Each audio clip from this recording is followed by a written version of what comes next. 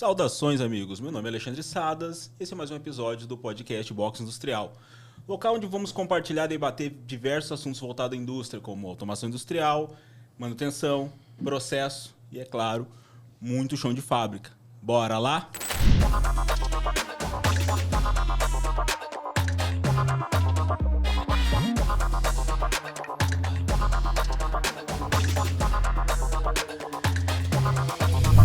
Saudações mais uma vez. O episódio de hoje, o bate-papo vai ser sobre manutenção industrial. E eu estou com, como sempre, convidados de peso, pessoas que vivem no dia a dia a manutenção, né, que gerem isso, e vai explicar um pouco do dia a dia desse desafio que é tocar a manutenção de uma grande indústria. E hoje, na nossa bancada, eu tenho a satisfação de receber Wilson Ricardo Hansen, Adriano Soares e Gustavo Lima. Não é o cantor, né?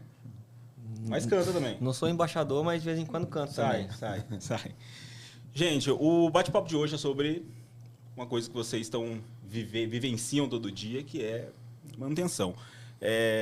Eu já vi, né, em bastidores o pessoal comentar, pessoal que não vive o processo, que não está no dia a dia da manutenção, acha que manutenção é só corretiva, né? É o pessoal que chega na hora que uma máquina está parada, naquela correria. E na verdade não, né? Na verdade eu acredito que vocês têm todo um processo, todo um trabalho para que isso seja o menor tempo possível. Wilson, eu queria que você falasse um pouquinho do processo de manutenção, né? E do que vocês, do trabalho que vocês realizam para ter cada vez menos essa parada que não é programada, vamos dizer assim. Então, Alexandre, o processo de manutenção, basicamente, né, ele se divide nas intervenções planejadas e não planejadas, né? Então, as não planejadas são aquelas corretivas que a gente tem diariamente e as emergenciais, onde para todo o processo e o time de manutenção vai atuar.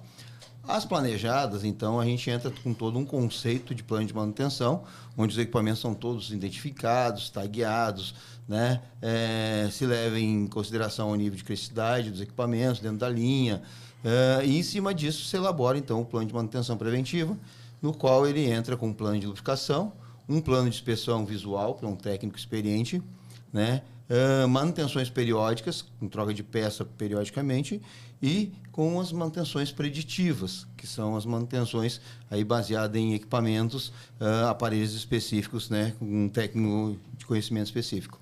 Então, assim, basicamente são os 4 grupos de manutenções planejadas, né? E para botar isso em execução, a gente tem um time de planejamento e controle de manutenção, que é o PCM, né? Lá dentro nós temos um programador, um inspetor, um lubrificador, né? Para que faça essa roda girar e que a gente consiga colocar os planos de manutenção em execução. Claro que nada disso é possível se não tem um software de manutenção, alguma coisa que organize todas as informações, né? E uma grande agenda eletrônica que nos lembre de quando fazer, como fazer, onde tem as etapas, lá é colocadas as peças, os códigos das peças, para que o manutentor receba isso de uma forma didática, que ele possa usar o conhecimento dele para executar a tarefa. Então, basicamente, um plano de manutenção com um time de planejamento para que a gente consiga executar no dia a dia. Senhores, eu gostaria que vocês se apresentassem, falassem um pouco aí do background, né? Eu tenho certeza que a maioria de vocês tem bem mais que 10 anos de carreira, né? Alguns um pouco mais, outros um pouco menos. Mas eu gostaria que vocês se apresentassem, falassem um pouquinho da decisão de entrar para esse segmento. Por que né? Lembra lá atrás, o que me fez, né, decidir atuar nessa área? E um pouco da trajetória, né, até onde vocês chegaram até agora. Adriano, se quiser começar. Não, deixa o Wilson começar, que ele é o mais antigo. Tá bom. Vamos lá. Então, minha trajetória começa aos 14 anos, né? Quando eu ingressei no Senai. E a escolha, né, de entrar no Senai foi indicação de um tio meu, que era gerente de empresa. E ele sempre dizia para minha mãe que o melhor caminho seria fazer um curso técnico, né, para a juventude lá, na época. E na hora que eu selecionei o curso, tinha marceneiro, eletricista e mecânico. E eu olhei na lista de inscrição e para cada 10 inscritos tinha 7 marceneiros, 2 mecânicos e um eletricista. É óbvio que eu escolhi para ser eletricista e foi mais fácil de passar nas provas e ingressar no Senai. Então, minha trajetória começa aos 14 anos, eu fiz 3 anos de Senai até os 17, né? Fui cotista do Senai, saía do Senai, ia trabalhar na empresa. Lá, como todo bom estagiário, a gente varria, limpava a máquina, carregava a caixa de ferramenta. E até que eu passei para essa empresa sendo auxiliar eletricista e mais adiante eletricista durante 8 anos. Ano passado, dia 23 de setembro, eu fechei 40 anos de CLT, de carteira assinada. Então, já estou aposentado desde os 49 anos. E foram 5 empresas, né? Tenho o orgulho e a satisfação de dizer que foram 5 empresas na minha carreira, inclusive a que eu estou hoje, que é a JBS. Né? Então, começo lá pela Tonart Móveis, de aprendiz Senai eletricista. Que cidade foi isso, Wilson? Que cidade? Que cidade você começou? Isso foi lá no Rio Grande do Sul, legal. né? Em Porto Alegre. Comecei na Tonart Móveis Vergados durante 8 anos. Depois eu passei para a Ambev, já entrei como eletricista na Ambev. Na Ambev eu trabalhei durante 12 anos, galgando todos os cargos, né? Eletricista, técnica eletrônica, programador de PCM, inspetor, supervisor de PCM, até chegar a supervisor de manutenção. Aí, ao longo dos anos, eu saio da Ambev em 2003, que era o ramo de alimentos, né? E venho para o ramo frigorífico. Então, em 2004, eu ingresso na antiga Vipal, um frigorífico de aves, aqui em Dourados, né? O que faz eu vir de Porto Alegre para Dourados, como supervisor de manutenção. Todo esse período você continuou, eu estava em Porto Alegre ainda. Sim, durante os 8 anos de Tonart, mais os 12 anos de Ambev, foi em Porto Alegre, então 20 anos. O restante, então, com 2004, começa em Dourados, né, na Vipal, como supervisor de manutenção elétrica. E aí, na falta, eu assumi já a civil, e aí fui pegando algumas outras áreas, inclusive a mecânica, um pouco da sala de máquina, ficando aí por 6 anos aqui em Dourados. Um ex-gerente meu me convidou, então, para ir para a Marfrig como coordenador de manutenção. Lá na Marfrig, fui trabalhar no Mato Grosso, fiquei por 1 ano e meio, com a expectativa sempre de voltar para o Sul, né? Aquela sempre, saudade. Né? Como que é aquele programa que tinha? Amada. De volta para minha casa, né? Então, com vontade de voltar para casa, eu consegui uma transferência para São Gabriel, Rio Grande do Sul, onde eu fiquei mais 6 anos na Marfrig como coordenador de manutenção no frigorífico de bovinos. Nesse período, né, de 7 anos de Marfrig, tive os 2 filhos lá, né? Já saí casado de Dourados. E com o nascimento dos filhos veio o problema das renite, bronquiolite e tudo que o inverno rigoroso do Rio Grande do Sul traz, né? E a minha esposa veio me convencendo, então, a vir para o Mato Grosso do Sul, terra natal dela, Dourados. E a partir daí, então, em 2017, eu mandei um currículo para a expansão da unidade de Dourados. E aí vim para cá como coordenador de manutenção hoje do Alimentos Preparados, né? Já fazem 7 anos, né? Junho desse ano faz 8, que a gente está à frente aí da equipe do Alimentos Preparados em Dourados. E esse aí é um resumo aí da trajetória. Pô, que legal. É bacana isso que você passou por praticamente todos os tipos de frigorífico, né? Passou por aves, bovinos, suínos industrializados. Legal. Adriano, fala um pouquinho da sua trajetória, por favor. Eu sou o Adriano, eu dei baixo do Exército em 2007 e entrei na leitura de luz. Eu sempre trabalhei em mercado e apareceu essa oportunidade, entrei para fazer leitura de luz. Então eu fiquei na leitura durante 1 ano, recebi uma proposta para passar para o time de inspeção, que é mexer com fraude ali. Depois da inspeção passei para o serviço técnico comercial, que é o STC que a gente fala, que é corte, religação, essas coisas. Isso na empresa de energia, né? Isso, era uma terceirizada da concessionária, né? Da antiga Enersul, hoje é Energisa. Então, ali eu comecei... Como é que eu vou dizer? Acordei para fazer um curso técnico. Então, eu comecei a fazer o curso técnico no Senai.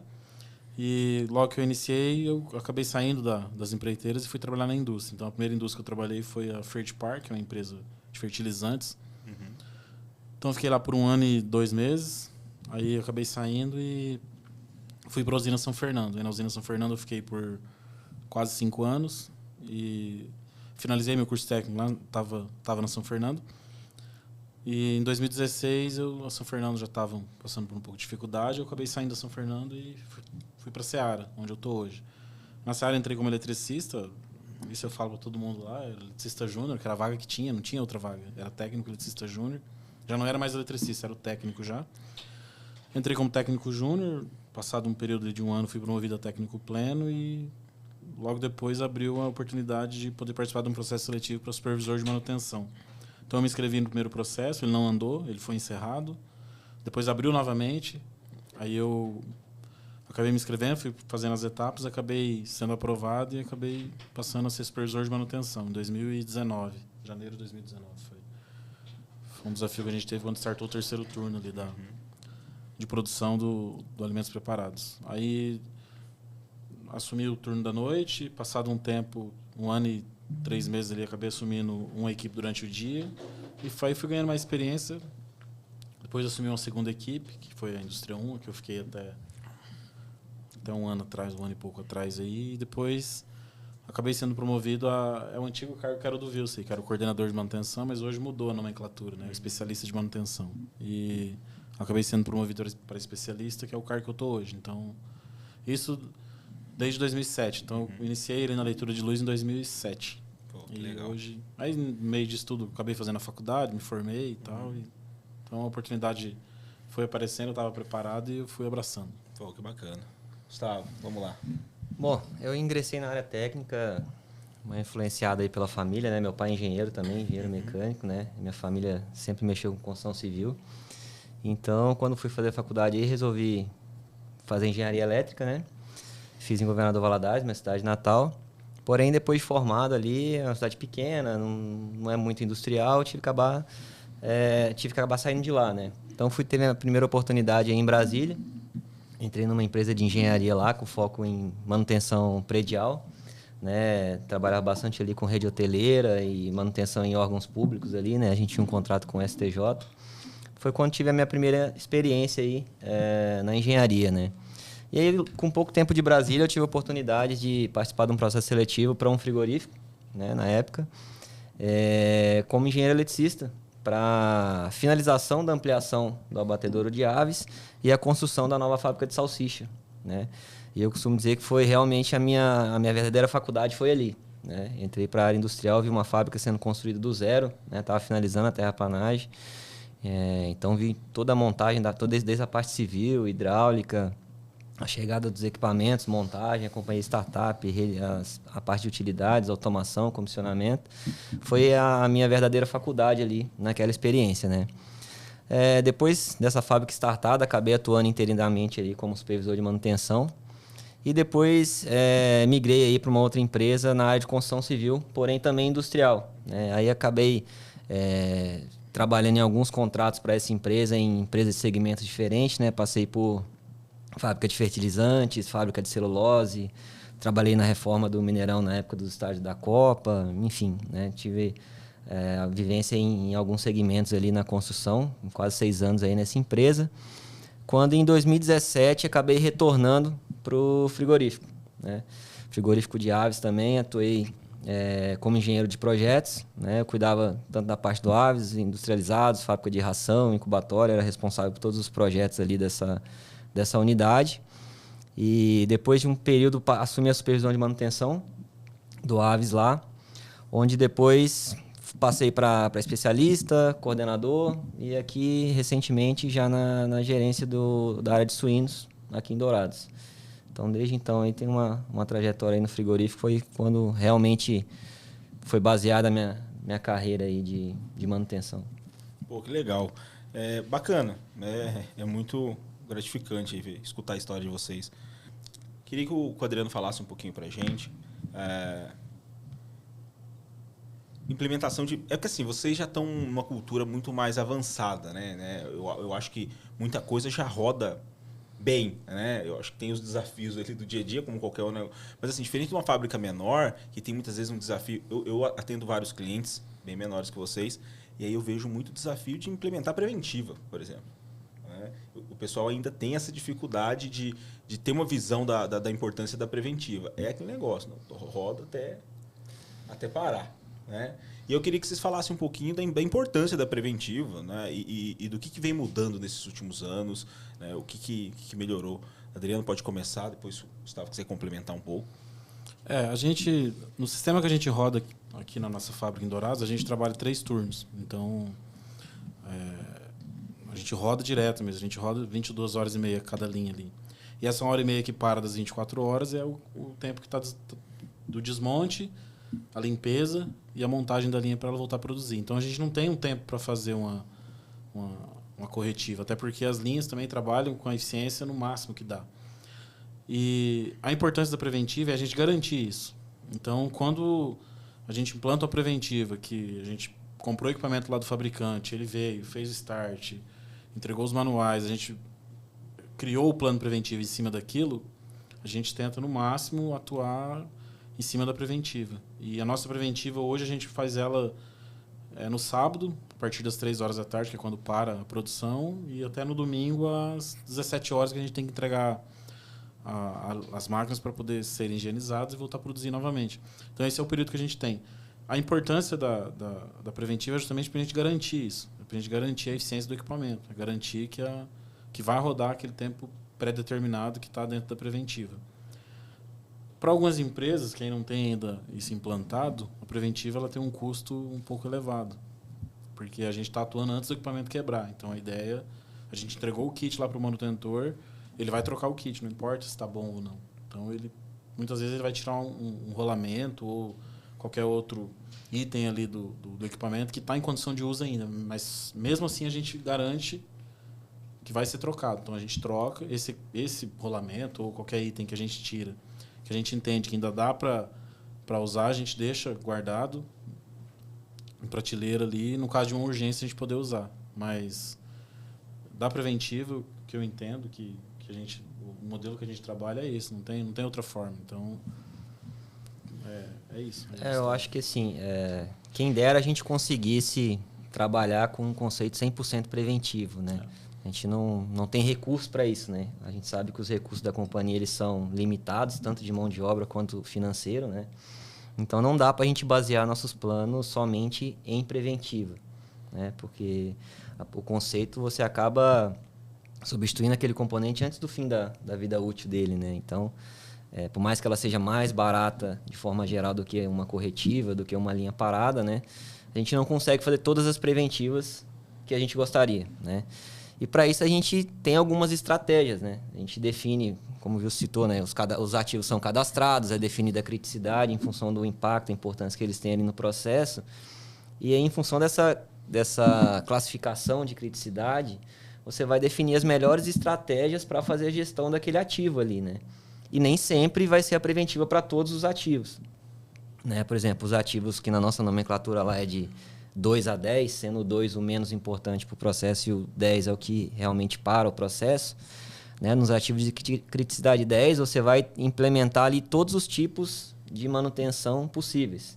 Preventiva, preditiva, manutenção autônoma, detectiva, enfim, todos os tipos ali, inspeção sensitiva, você vai aplicar naquele equipamento. Já os ativos de menos criticidade, muitas vezes não é viável você trabalhar com preventiva, né? Por exemplo, uma pia para nós é um ativo. Eu não vou substituir o reparo dela antes dela estourar o reparo, começar a gerar um vazamento. Vou trabalhar somente baseado na corretiva, né? Então, assim, em função dessa limitação, que a gente sabe que muitas vezes a manutenção não é enxergada como um investimento, sim como um custo, a gente não tem recurso para fazer tudo na base da preventiva, muitas vezes a gente tem que ficar tendo essas estratégias, revisando preventivas muitas vezes, né? Como às vezes o Adriano citou, né? Você vai lá substituir um componente, extremamente importante que o manutentor nos dê o feedback se aquilo lá pode ser prolongado a vida útil ou se tem que ser antecipado muitas vezes, né? Então, é importante, mas a gente tem que saber trabalhar nesses outros modelos aí de manutenção na realidade de hoje, né? Principalmente na nossa, né? Pô, bacana. E, assim, acho que o Wilson falou um pouco disso, se puder complementar mais um pouco. Eu acho uma ciência muito inexata, talvez, que é essa questão do estoque, né?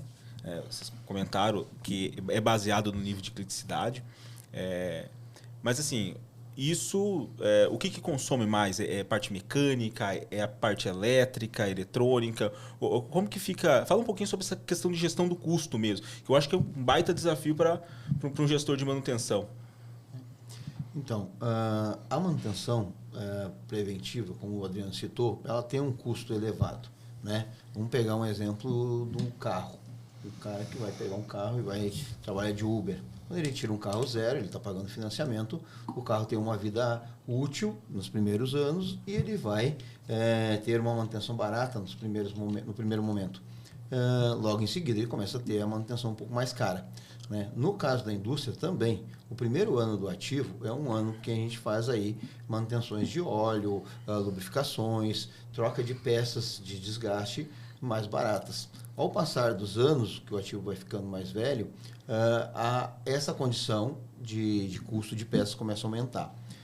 Quando a gente trabalha com ativos importados, que é o grande nicho do nosso negócio, né, de industrializados, e agora também entrando na categoria suínos aí, muito ativo importado, isso se torna muito mais caro. Por quê? Porque uma peça que custa 1.200 euros para o produtor ou o empresário da Europa, né, é 1.200 euros. Né? Num raio de distância lá de 400 quilômetros, ele tem essa peça pronta entrega. Para nós que estamos no Brasil, que tem que fazer o processo de importação, que temos o câmbio, o fator cambial, ele é muito complexo. Então, ter todas as peças necessárias é difícil. Então, o que a gente tem que fazer dentro desse contexto? A gente tem que fazer um estudo das peças que a gente pode nacionalizar, desenvolver dentro do país, definir as peças que são menos críticas, né, e que a gente tem no mercado nacional, a pronta entrega, e deixar isso para que sejam adquiridas quando a gente for fazer a intervenção de manutenção preventiva. Então, tem uma data, vamos supor, outubro de 2025, a gente começa a compra desse equipamento, dessa peça um mês antes, já que tenha dentro do país. Uma peça que não tem uma grande complexidade se desenvolve. A gente tem vários fornecedores dentro da região e dentro do país que podem nos auxiliar a desenvolver peças nacionais, e isso também facilita para que a gente faça uma compra a curto prazo. Agora, tem dispositivos e componentes, né, que o fabricante leva anos desenvolvendo, com uma durabilidade, uma tecnologia que só ele detém, e essas peças, sim, a gente tem que colocar em estoque. Por quê? Porque são peças que demoram meses para chegar no país, né, e dependendo do frete, custa quase ou igual o valor desse componente. Então, essas peças a gente sim tem que colocar em estoque. São peças de desgaste, mas também são peças, muitas vezes, eletrônicas. Né? A gente tem essa dificuldade, né, dentro do país com peças importadas. Né? E essas que o fornecedor detém a tecnologia, a gente tem que importar direto do fabricante do equipamento e deixar no estoque estratégico. Mas a gente vai deixar a peça dentro do estoque, isso é um dinheiro parado da companhia? Sim, é um dinheiro parado para a companhia, porém, a parada do processo em determinadas linhas, né, o valor agregado que aquele produto tem é muito maior do que o valor que a gente tem em estoque. Então, uma empresa de médio a grande porte, ela tem que ter na casa dos seus 5%, né, do valor dos seus ativos em estoque, se ela quer garantir o seu processo em andamento. Mas as técnicas são essas: desenvolver o que a gente pode dentro do mercado nacional, planejar a troca e a compra antecipada, né, o que a gente tem dentro do país, e o que for importado a gente tem em estoque aí para garantir o processo. Pô, bacana. Novas tecnologias. Bom, a gente já comentou um pouco sobre isso, né, mas eu queria que vocês citassem algumas tecnologias que vocês já vêm usando aí, que vocês viram aí nos últimos anos. Tá chegando forte, né, novas tecnologias na indústria, né? Eu acho que vem para somar aí. Eu tive com o pessoal da Sims esses dias e até a gente comentou sobre a importância do Brasil no mercado de proteína animal a nível mundial. Também, posterior a isso, eu queria que você falasse um pouquinho sobre essa questão de tecnologia. E aí, Gustavo, se quiser complementar um pouquinho sobre essas tecnologias. Né? Porque hoje a unidade que vocês trabalham é uma das mais tecnológicas, se eu não me engano, aí do país. Sim. E aí eu queria que você complementasse um pouco isso e falar um pouquinho dessas tecnologias que a gente está vivendo aí. Hoje, como você falou, né, a unidade Dourados ali, principalmente na parte dos suínos, né, ela passou de um processo totalmente manual ali, né, realizado por operadores, para desde a parte do abate até a parte que está sendo finalizada agora nessa parada geral aí, com um nível de automação e robotização bem elevado, né? Então a gente já vem desde 2023, final de 2023, 2022 ali já com a evisceração robotizada, né? Coisa que a gente tinha alguns robôs específicos ali, principalmente na parte de secundárias ali da indústria, né? Mas fazendo aquele processo ali nos suínos, foi uma das primeiras aí do Brasil, inclusive. Né? Isso é um desafio enorme, principalmente para a equipe, né? Muda totalmente o conhecimento que as pessoas têm que ter, a capacitação que as pessoas têm que ter, né? Então, tem as vantagens, né, do processo, otimização ali de postos operativos, melhor em eficiência, possibilita aumento de velocidade, enfim. Porém, tem todo o desafio para manter isso aí, tanto operacionalmente quanto para a equipe de manutenção, né? Então, Dourados é uma planta que está vindo com um conceito de investir realmente em novas tecnologias, né? Nossa paletização também, a gente já tem robôs ali fazendo operação ali de paletização. Ali na Desossa a gente tem robôs também que já foram startados e vão ser finalizados ali agora, dando início aí em fevereiro já. E com tecnologias que muitas vezes a gente não tinha nem visto operar pessoalmente, né? E agora a gente vai ter que manter isso aí.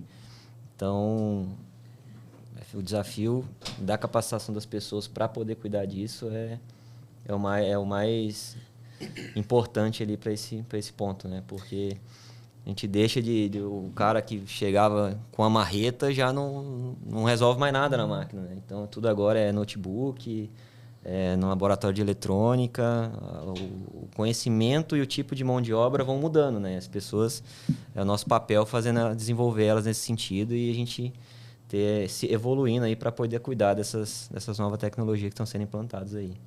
Pô, bacana, porque assim, o frigorífico sempre teve essa questão de ser muito manual ainda, né? Então, eu acho que isso que vem mudando bastante, né? Ainda mais nessa questão de abate, né? Abate, basicamente, é o pessoal com a faca lá e é bacana. O quão mais eficiente é uma linha robotizada comparada ali? Olha, com relação à velocidade, né? A velocidade que a gente roda hoje, né? Se for falar só em número de pessoas ali, não vou saber te dizer de cabeça aqui, né? Mas a gente saiu de um abate ali, as plantas rodam aí 200, 300 suínos por hora, hoje a gente roda 550, né? Estamos fazendo um trabalho para começar a rodar 600 suínos por hora, para a gente abater 10 mil suínos por dia. Então, isso é uma coisa que se fosse fazer manualmente, né? Com os postos que a gente tem de operação ali, seriam muitas pessoas para suprir o que os robôs fazem, né? Isso só falando da zona suja ali na parte da evisceração, né? E sem falar a cadência, né? Sim. Sempre a mesma. O humano ele vai cansando. Exato, e o padrão, né? O robô, ele enxerga o padrão da carcaça ali, ele sabe exatamente o movimento que ele tem que fazer ali com uma precisão que muitas vezes o cara não faz, né? O cara às vezes deixou passar, deu uma bobeada ali e tal, ele, né? Tem a questão física mesmo, né? Ele acaba cansando ali ao longo do processo. Então, isso você aumenta a eficiência, aumenta a velocidade, aumenta a qualidade, né? Você elimina problemas ali laborais, né? Tipo, você tem postos ali que às vezes eram perigosos ou postos que às vezes... Repetitivo, né? Então, você elimina vários passivos ali, aumentando a eficiência e qualidade, né? O nível de contaminação dos robôs hoje é menor do que era quando era realizado o processo manual, né? Então, são várias vantagens que a gente consegue com essa robotização.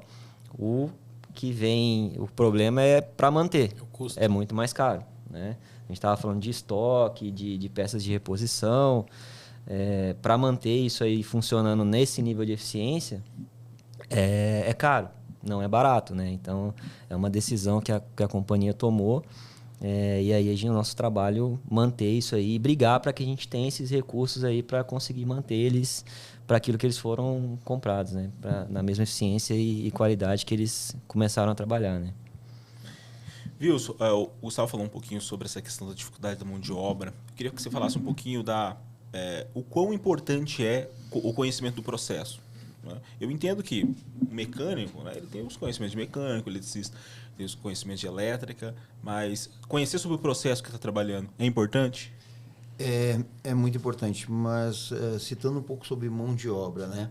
Tudo que a gente falou aqui de metodologia, de custo, de manutenção preventiva, preditiva, de material em estoque, nada disso ele é relevante se não tiver uma mão de obra.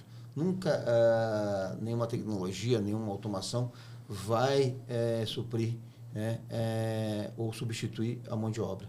E na manutenção não é diferente. Tanto as pessoas que operam os equipamentos automáticos precisam, né, estarem qualificadas, e na manutenção não é diferente. Mas a qualificação, né, ela não é tudo. Hoje, a força de vontade das pessoas quererem aprender novos processos, né, novas tecnologias, prestarem mais atenção na atividade que estão fazendo, porque a gente tem manual, não sei quem de vocês aqui já comprou um celular e mexeu nele durante meia hora, quando não conseguiu mais, foi lá e procurou o manual. Então, isso é uma característica do ser humano que, primeiramente, ele tenta fazer da forma que ele acha que é correta, depois, não conseguindo, ele procura a informação técnica e o manual. Então, hoje, o nosso maior desafio, né, dentro dessas novas tecnologias, é conseguir que a mão de obra entenda que eles não sabem tudo e que eles precisam procurar o conhecimento no manual. Então, a gente entende que uma pessoa nova, quando entra no nosso negócio, ele precisa entender do processo? Sim, é muito importante que ele entenda do processo para saber o que o equipamento tem que entregar, qual a qualidade, qual a eficiência, né? Porque o equipamento não é só parar ou rodar, ele também tem a eficiência para ser entregue. Quando essas pessoas entendem um pouco do processo, elas têm que entender que o conhecimento que elas trouxeram de elétrica, mecânica ou hidráulico não são o suficiente para esses equipamentos novos que estão surgindo no mercado, que foram projetados com a ajuda de computador, de software. São equipamentos rápidos, são equipamentos que necessitam de uma precisão muito extrema. E os técnicos que vêm de uma formação teórica, muitas vezes, abandonam a precisão do paquímetro, do micrômetro, do ajuste fino, né? Achando que esse equipamento ele pode ser montado de qualquer forma. E aí o grande desafio nosso é convencer esse time que está aí hoje, né? que tanto de pessoas antigas que estão no mercado de trabalho, quanto os que estão entrando hoje no mercado de trabalho, convencê-los de que precisam estudar mais, precisam se capacitar mais, precisam ler os manuais, precisam desenvolver o seu inglês, né?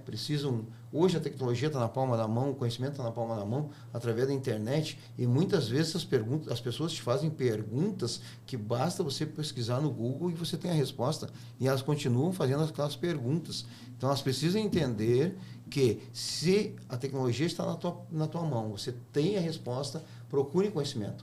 Não tentem fazer na tentativa e erro, né? Isso causa um determinado prejuízo, né? Para nós de retrabalho, custo de peça, custo de operação mesmo, né? De processo, que a gente deixa de produção.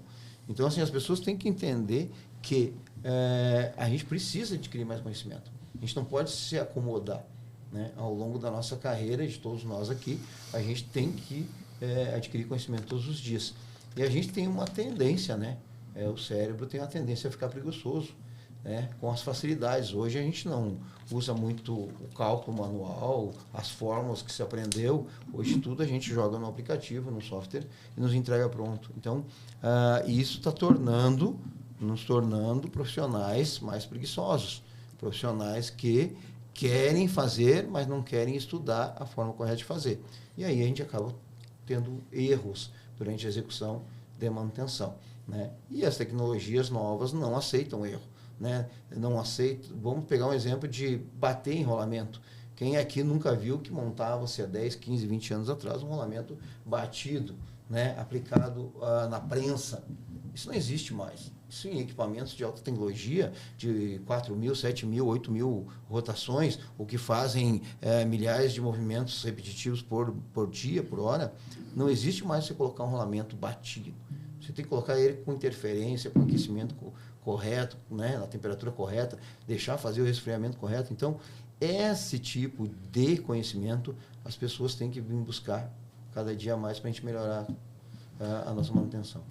Até porque hoje em dia está muito evidente monitorar, né, a vibração dos equipamentos. Então imagina que um rolamento entra na marreta. Já vai começar com vibração. Já tirou da caixa com vibração. Já entra no alarme amarelo no primeiro dia, funcionamento. Então, assim... Então, como é interessante, Alexandre, você ter falado nisso, né?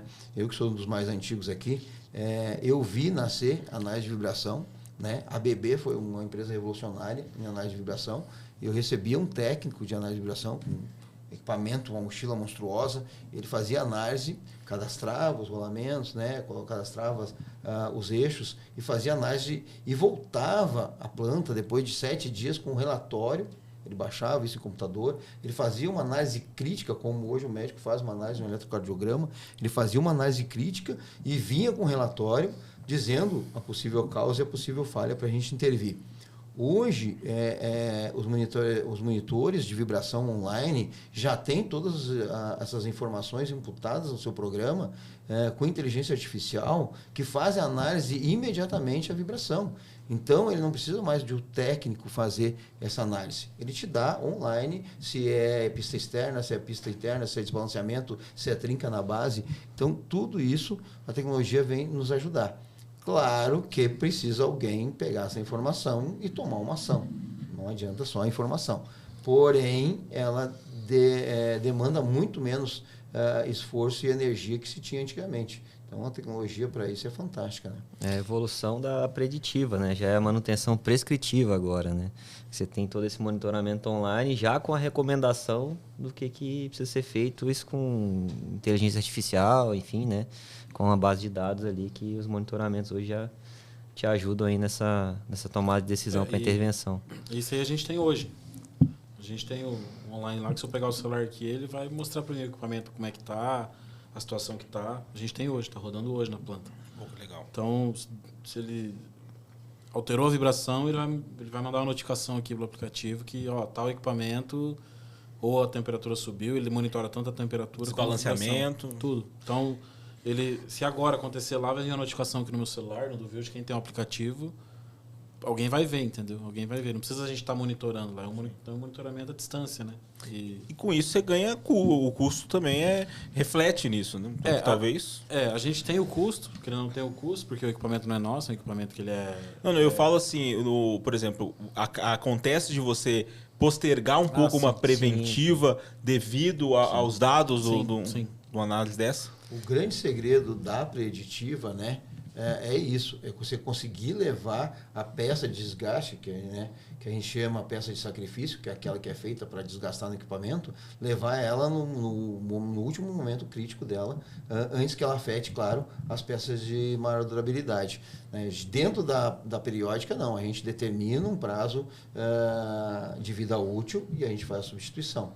E essa é a grande vantagem da preditiva, conseguir levar isso ao ponto crítico. Porém, a gente tem que analisar sempre o seguinte, o custo-benefício, né? Nós temos uma esteira de transporte de 3 metros de largura por 15 centímetros 3 metros de comprimento, 15 centímetros de largura, uma esteirinha na qual custa R$216 eu trocar os 4 rolamentos. Eu não posso colocar uma análise preditiva que me custa, o monitoramento dela me custa R$70 por mês. Né? Então, o custo-benefício a gente tem que avaliar na hora de fazer a análise preditiva. Mas tem equipamentos aí que, se a gente conseguir postergar durante 2 ou 3 meses a vida útil, isso ao longo de 5 anos, a gente está economizando uma manutenção que pode custar 30, 40 mil reais. Então, e fora as aplicações onde o acesso é ruim também, né? Então, um equipamento que o cara tem que, às vezes, abrir permissão de trabalho, não sei o que e tal, você coloca um monitoramento. Ou às vezes ele não consegue chegar, precisa de um içamento, alguma coisa, você coloca um monitoramento ali e vai acompanhando, né? Quais são os principais KPIs que vocês visualizam diariamente na manutenção? Os indicadores. Queria que, se pudesse, todos contribuíssem com isso. Né? Pode puxar a palavra aí. Eu acho que o principal nosso, o primeiro indicador é a disponibilidade. É o que mede a saúde da manutenção, como ela está. A disponibilidade ela vai falar. Se está muito alta, é porque tem alguma coisa errada. Então, esse é o primeiro que a gente vê. O segundo é a parte de custo, né? E segurança, que está atrelado ali. Então, o primeiro, na verdade, é a segurança. Então, tem que voltar. Falando em indicadores técnicos, né? Indicadores técnicos. é a disponibilidade e o custo, mas primeiro vem a segurança. E dentro dessa base aí a gente tem vários IDMs, né, que a gente avalia também, monitora, né? Parte de backlog, apropriação de horas, né? Índice de programação, acuracidade de programação. O que seria a acuracidade de programação? É se ela está sendo realizada de forma eficiente, assertiva? Assertiva, exatamente. Tipo assim, o planejador, ele programou ali 2 horas para o cara substituir um rolamento, né? Então, se o cara demorou 5 horas ou se ele demorou meia hora, a acuracidade não tá compatível, né? Tá ruim. Então, o ideal é que a gente chegue no nível de assertividade onde o que é programado é realmente aquilo que, baseado na realidade que está sendo executado, né? Que isso a gente consegue analisar se a gente tem margem para aumentar daqui a pouco a programação, para reduzir o tempo podendo programar mais coisas, ou se estamos programando demais, né? Tudo são indicadores que nos ajudam a ser mais assertivo no nosso planejamento, né? Até para saber se precisa de mais gente ou não, né? Imagino eu. Exatamente. Aí a gente tem o índice de apropriação de hora, número de ordens pendentes, né? A relação entre ordens planejadas e ordens corretivas, enfim, são vários indicadores que a gente analisa aí. Alguns de forma diária, né? Como disponibilidade e custo são basicamente diários, né? Outros a gente analisa de forma mais mensal, alguns semanais, enfim, cada indicador a gente tem uma frequência aí de análise dele para que a gente possa tomar ações aí para atendê-los, né? Pô, bacana. Vamos voltar um pouco. Se eu cheguei hoje e não sei nada de manutenção, como é que você me explicaria esse processo, por exemplo? O Wilson iniciou essa explicação, né? Chega a máquina, pega todos os manuais, cadastra isso no PCM, né? Então, e depois, né? Vocês criam, tem um sistema, gera ordem semanal, mensal, diária. Como é que é isso um pouco? Me fala um pouquinho sobre isso. Falar um pouquinho. O planejamento de manutenção, ele começa pela identificação do ativo. Você identifica ele baseado no setor que ele está, na linha que ele está instalado, né? Dentro do ativo tem sub-equipamentos, né? Vamos pegar aí um carro como exemplo, né? Dentro do carro eu tenho o motor do carro, eu tenho o sistema de freio, né? Eu tenho o sistema de caixa de câmbio, então eu tenho sub-equipamentos dentro do carro. A gente separa esses subequipamentos, também tagueia, porque uma máquina pode ter 10 motores, né? Uma depiladeira de frango tem 8 motores. Então, tu não tem que saber qual motor você está fazendo para que você não faça o mesmo subconjunto 2 vezes. Então, a gente cadastra os subconjuntos. Então, em cima do manual ou da experiência, né, de algum manutentor que já conhece o equipamento de um tempo, né, não necessariamente só do manual, a gente pega e faz um plano de troca de peças, né? Primeiro a gente elabora também o plano de lubrificação, que é a base de tudo. Se tu não tiver um plano de lubrificação bem elaborado e bem executado, você vai trocar peças de desgaste muito mais rápido, né? Então a gente prepara nas seguintes categorias: elétrica, mecânica, lubrificação, e se o ativo tiver sistema hidráulico e pneumática também, a gente separa nessas categorias e dentro delas, do subequipamento, a gente desenvolve então os planos. Os planos são desenvolvidos dentro de uma indústria grande, né, que tem muitos equipamentos, baseado em cima da criticidade desse equipamento, né? Como o Gustavo citou, né, dentro da criticidade A, a gente aplica todos os planos de manutenção possíveis que a gente tem em mãos, desde a lubrificação, plano de preditiva, troca periódica, manutenção inspeção, autônoma. Manutenção autônoma do operador, todos os tipos de manutenção que tem no criticidade A.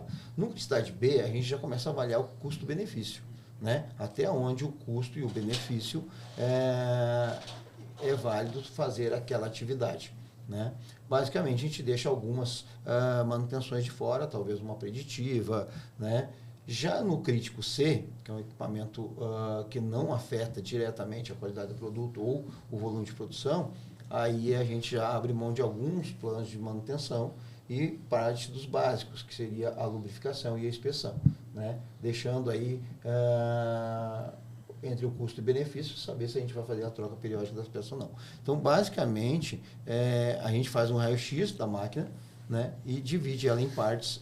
As frequências, mas como que a gente define as frequências dessas manutenções, né? A gente pega inicialmente o manual do equipamento, vê se traz a informação para que a gente troque na frequência indicada pelo fornecedor. Não havendo isso, a gente faz um monitoramento. Parte de uma frequência mínima, né? Vamos fazer anual, e aí a gente, quando desmonta o equipamento, avalia as peças dele e verifica, não, esse desgaste está muito acentuado. A gente vai ter que reduzir isso para 8 meses, né? Essa frequência vai reduzir para 6 meses.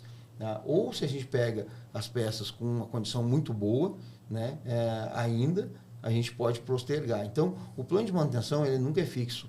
É a ilusão de dizer assim, vou criar um plano de manutenção e vou ficar o resto da vida utilizando ele. Não, o plano de manutenção ele varia. Vai evoluindo, né? Ele vai evoluindo a cada vez que você faz uma intervenção. Mas, novamente, vale ressaltar, nada disso é válido se não tiver uma boa mão de obra. Não tiver uma pessoa técnica que faça a aplicação correta da ferramenta e das peças que tiver aí na mão dele. Porque eu posso muito bem fazer uma manutenção anual e em 3 meses ela quebrar, se eu não aplicar uma técnica correta, né? Então, é fundamental aí a mão de obra hoje. Só para... O Gustavo falou de 2 a 10, o Wilson falou ABC. Então, o 10, o ativo A é um 10. O ativo B é um 8. E o ativo C é de 6 para baixo. Então, de 2 a 6 é o ativo C, porque só para depois não ficar... Cada empresa tem um modelo, né? tem o seu método de fazer a sua identificação e a sua classificação de risco. Criticidade, né? Sua criticidade. Então, isso depende de empresa para empresa, tem metodologias e metodologias. Tem muitos livros aí a respeito sobre o assunto, né? E cada um usa uma metodologia. Mas, em resumo, é sempre assim, identificar o equipamento, né? Desmembrar ele, as suas partes, e classificar ele quanto à sua importância dentro do processo. Isso é importante também estar aliado a um software de gestão de ativos, né? Que é onde você vai fazer toda essa governança e você vai começar ali a ter os dados do equipamento, né? Você vai estar ali registrando os atendimentos, né? A própria solicitação de serviço, ela parte desse software de gestão de ativos. E aí você começa a ter base de dados ali para fazer essa evolução do plano, né? Tipo assim, tem um histórico, né? Tem um histórico. Eu tenho um plano de manutenção, tá rodando, tá tudo certinho ali, tô executando ele na risca, mas todo dia esse equipamento para, né? Então ele vai me dando dados ali para que eu possa rever alguma situação, né? Tipo assim, mas tá quebrando, é o mesmo componente, né? Aí você já começa a pensar em ações de engenharia de confiabilidade, ou daqui a pouco rever a frequência do plano, enfim, por isso que ele nunca é engessado, né? Tem essa parte toda do cadastro, da concepção inicial ali, mas à medida que vai rodando ali, né, você vai fazendo através das análises ali dessa gestão, das ordens que vão sendo geradas e vão sendo baixadas, né, você vai fazendo a análise ali dos indicadores para ver o que pode ser alterado, o que está dando certo e o que precisa ser ajustado ali nos seus planos de manutenção, né? E o grande equívoco, né, que as empresas, as pequenas empresas que estão começando aí a ficar de médio porte e precisam da manutenção preventiva, elas cometem um grande erro achando que a implantação de um software, a implantação de todo esse cadastro vai resolver todos os problemas e nunca mais vão ter problema de quebra de equipamento, né? Esse erro é muito comum, e eu já vi acontecer, achando que todos os problemas estão resolvidos a partir do plano de manutenção. Mas o fator humano, quando a gente coloca para a execução dessa manutenção, ele é muito importante. Por quê? Porque o software e o planejamento é uma grande agenda. Se você alimentar essa agenda e se você ler essa agenda, você vai ter informações para traçar a sua rotina.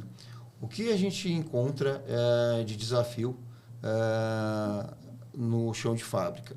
Primeiro, o manutentor receber o plano, executar da forma correta e te transcrever as informações necessárias para que a gente volte a colocar no software e tenha um histórico.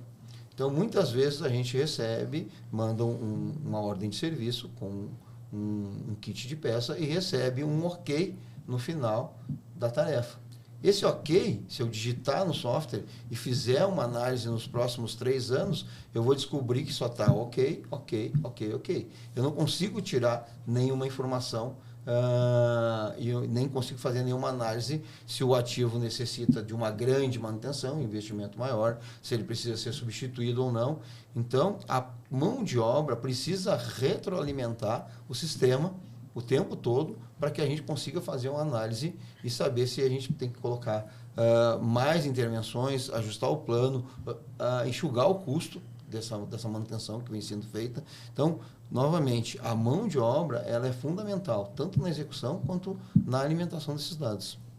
E assim, você tendo uma quantidade de dados, por exemplo, numa corretiva, né? Se o cara, uma determinada máquina, lá, um estufa, um túnel de congelamento, deu determinado problema, o cara provavelmente abre-se uma ordem de serviço, mesmo para uma preventiva. Se ele coloca exatamente do que foi a solução, né? Se tiver isso, muitas vezes você consegue até, né, imputar isso em algum lugar e dar uma pré-solução para um problema parecido. Né? Sim, sim. Então, olha como que ganha informação. Mas é como você falou, a mão de obra técnica é importante, mas também essa mão de obra de imputar com os dados com qualidade, com clareza, né, para que venha a ser consumido. Exato. Não você tem só a ferramenta, só tem o software lá. Que equipamentos de criticidade maior, normalmente que geram paradas de processo, né?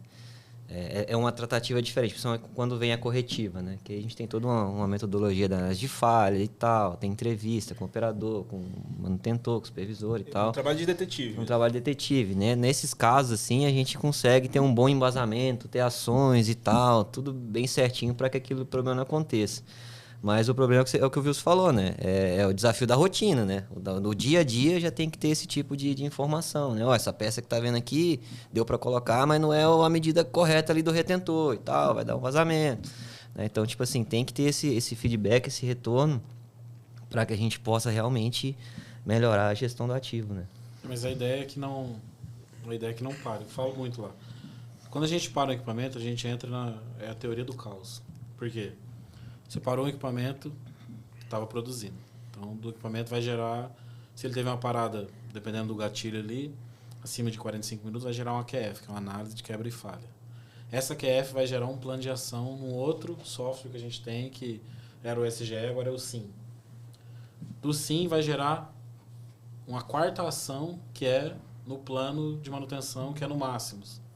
Então, de uma parada de linha, a gente gera 4, 5 ações ali, que não precisava ter acontecido. Então, aí o cara entra nesse ciclo de quebra-conserta, quebra-conserta, quebra-conserta, e a vida do cara vira um terror ali. Ele não consegue trabalhar, não consegue mais pensar, porque para o cara da manutenção, para o supervisor, que é o cara que está cuidando da área, no modelo que a gente trabalha ali, o supervisor ele é o dono. Então, a gente pega a fábrica, divide ela em várias partes e cada um tem uma parte para cuidar. Então, ele tem um custo, ele tem uma equipe.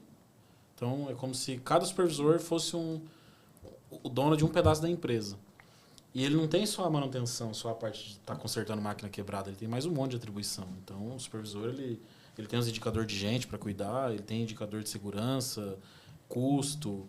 Então, ele tem toda uma rotina que, quando ele começa a entrar no ciclo do quebra-conserta, essa rotina ele vai deixando de fazer e cada vez vai acumulando, vai gerando mais problema e ele vai se perdendo, vai se perdendo. Então, a gente usa todo esse recurso que a gente tem, que é o plano preventivo, preditivo, por inspeção, por análise de vibração, que é um software, é uma inteligência artificial que está fazendo esse acompanhamento pela gente. Quando tudo isso falha e o equipamento para, que a gente para a linha de produção, e por mais que a gente tenha todo esse controle, acontece ainda, e a gente é medido a disponibilidade em cima disso, gera todo esse transtorno pro supervisor da produção, que não conseguiu entregar o volume. Então, a ideia da gente usar todos esses recursos é o que é? Que a companhia produza, que gere lucro, gere dinheiro e possa entregar o que foi prometido ali para o cliente. Sim, que a meta foi cumprida. Mas assim, resumindo, você falou que quando não é feito, né, um estudo, um programa bem executado, o cara entra num ciclo, num loop infinito de quebra, conserta, e aí ele não consegue sair desse ciclo, não consegue implantar de novo a metodologia e vira um loop infernal quase. E para isso a gente tem a gente fala a receita do bolo, né? Que é o nosso pilar de manutenção, que lá tem todas as... Lá vai ter tudo, para tudo tá no pilar. Então a gente tem a receita do bolo, o que a gente tem que fazer é implantar esse pilar na nossa rotina diária, que é o que é difícil de fazer, é o mais difícil de fazer. A gente conseguir trazer todas as informações que o pilar tem. O que é o pilar? um jeito mais fácil para quem não entende. É isso mesmo, a receita do bolo. É a estruturação de uma manutenção do zero, Isso, né? Desde a estruturação da equipe, né? As posições que tem que ter ali, né? De inspetor, planejador, supervisor, tudo o que você precisa, desde a parte da implementação da equipe até dos procedimentos, da parte de sistema, a questão da avaliação da criticidade, definição dos planos, as atribuições de cada, o diário de bordo de supervisor, do gerente, enfim. É isso que você falou agora. Como que eu cheguei hoje do zero? O que eu vou fazer para mim? Poder entender a metodologia que você está trabalhando aqui. É o pilar. O pilar está com... Acho que tem mais de 80. Tem mais de 80 itens nele, acho que está agora, né? Está com mais de 80, né? Tem mais de 80 itens ali. Para cada item vai ter um... qual que é a função do lubrificador? Então vai estar lá o lubrificador, a função é lubrificar, garantir os equipamentos lubrificados. A função do mecânico. Então tem o pilar, ele vai mostrar tudo. A gente usou todo o recurso que a gente tinha, deixamos o equipamento parar. Qual é a próxima etapa? É fazer um AQF. Então o pilar ele vai te dar tudo ali. E a gente é medido por isso também. Então a gente tem uma medição que é mensal, que mede o quanto a gente está aplicando o pilar para fazer a manutenção rodar. Bacana. É uma ciência, né?